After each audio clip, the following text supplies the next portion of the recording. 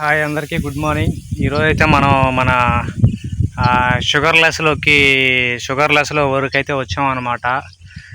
మనం ఇప్పుడు షుగర్లెస్ ఏ విధంగా ఉంది, ఏంటి, నీళ్ళు ఇంకా ఏమన్నా పెట్టాలా లేదా, ఏమన్నా తెగుల్స్ ఇట్లాంటివి ఏమన్నా ఉన్నాయా, వరి కంకులు ఏ విధంగా ఉన్నాయి, ఎక్కడైనా మెడ విరుపులు ఇలాగేమన్నా అగ్గి తెగుళ్ళు ఇలాంటివి ఏమన్నా ఉన్నాయా ఏంటి అనేది మనమైతే ఒకసారి ఫుల్గా చూసేద్దాం అన్నమాట. సో ఇప్పుడైతే మనం కొత్తగా ఎవరన్నా సబ్స్క్రైబర్లు చూస్తూ ఉంటే మన వీడియోని లైక్ చేసి షేర్ చేసి సబ్స్క్రైబ్ అయితే చేయండి, రైతులని అయితే ఆదరించండి అనమాట. షుగర్లోకి అయితే వచ్చేసాం అనమాట.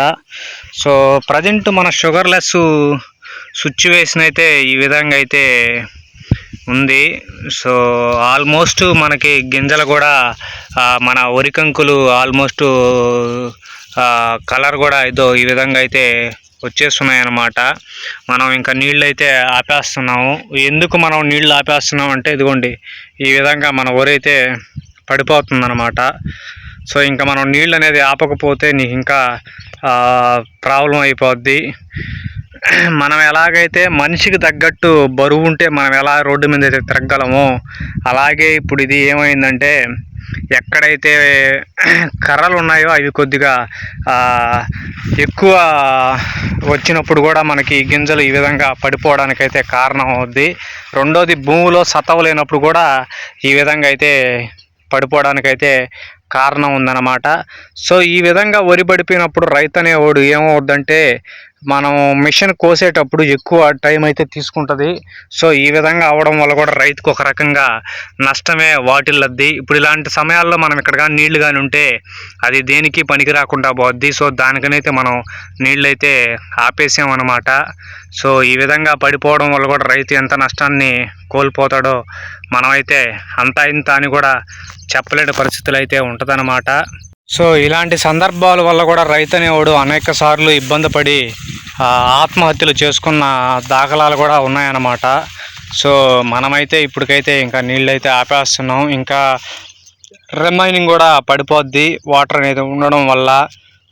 దాంతోపాటు మిషన్ కోత కూడా ఎక్కువ టైం పడుతుంది. సో అందుకని మనకైతే ఆల్మోస్ట్ మన వరి కూడా రిజల్ట్ బాగానే ఉంది కాబట్టి అక్కడక్కడ పచ్చగింజ ఉంది కాబట్టి ఆ పచ్చగింజకి ఆటోమేటిక్గా కింద తడి ఉంది కాబట్టి అది తీసుకుంటుంది అన్నమాట. ఎక్కువగా మనం భూమిని ఆరగట్టేస్తే మన గింజలు లేస్ అయిపోతాయి అన్నమాట. సో దానికని కూడా మనం అయితే ఉంచున్నాం అన్నమాట.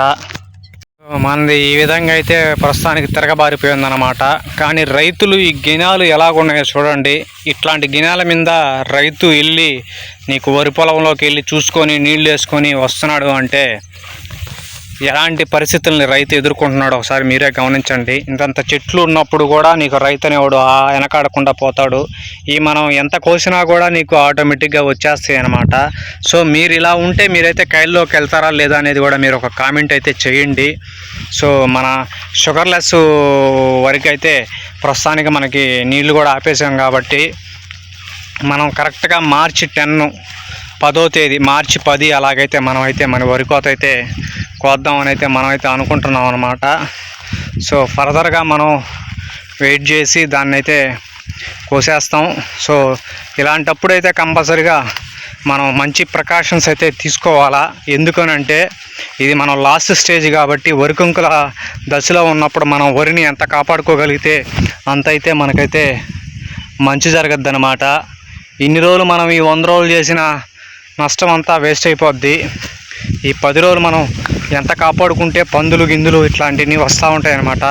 అవన్నీ రాకుండా మనం ఎంత జాగ్రత్తగా ఉంటే అంత దిగుబడి అనేది మనకైతే వస్తుంది. కాబట్టి ఇలాంటి టైంలో అయితే జాగ్రత్తలు తీసుకొని కాపాడుకొని మనమైతే వరి అయితే మన పంటనైతే కోసుకోవాలన్నమాట. సో ఇది షుగర్లెస్ స్టేటస్ అన్నమాట. సో ఈ వీడియో మీకు అందరికీ నచ్చింది అనుకుంటున్నా.